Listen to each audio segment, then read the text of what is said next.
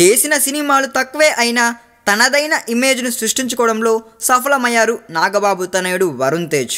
తాను చేసే ప్రతి సినిమా భిన్నంగా ఉండాలన్నట్లుగా సినిమా ఎంపిక విషయంలో జాగ్రత్తలు తీసుకుంటున్నారు ఆయన. తాజాగా షూటింగ్లో కాలికి గాయమై ఇంటికే పరిమితం కావడం తెలిసిందే. ఈ సందర్భంగా సోషల్ మీడియాలో కబుర్లు చెప్తూ నచ్చిన సినిమాలు చూస్తే గాయం నుంచి రికవరీ అవుతుందన్న వరుణ్ తాజాగా ఒక ప్రముఖ ఇంగ్లీష్ మీడియా సంస్థకు ఒక భారీ ఇంటర్వ్యూ ఇచ్చారులేండి.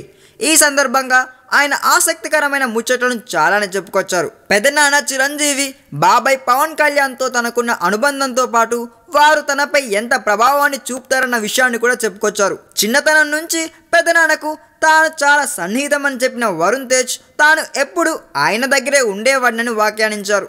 కాలికి గాయమయ్యాక కూడా వారం రోజులుగా చిరు దగ్గరే ఉన్నట్లుగా ఆయన చెప్పుకొచ్చారు. తాము ఈ స్థాయికి రావడానికి చిరంజీవి గారే కారణం అని చెప్పిన వరుణ్ తేజ్ ఈ మధ్యన తనతో మాట్లాడిన సందర్భంగా పెదనాన్న వేసిన ఓ ప్రశ్న తన కంట్లో కన్నీరు తెప్పించిందన్న మాటను కూడా చెప్పారండోయ్.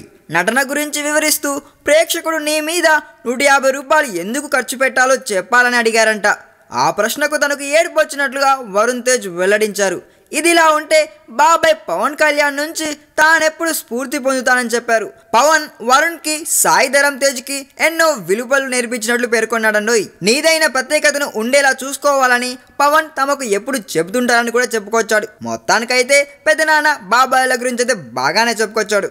ఈ వీడియో మీకు నచ్చినట్లయితే సబ్స్క్రైబ్ చేయండి. ఫిలిమి స్టార్స్ బోలెడంత న్యూస్ బోల్డ్గా.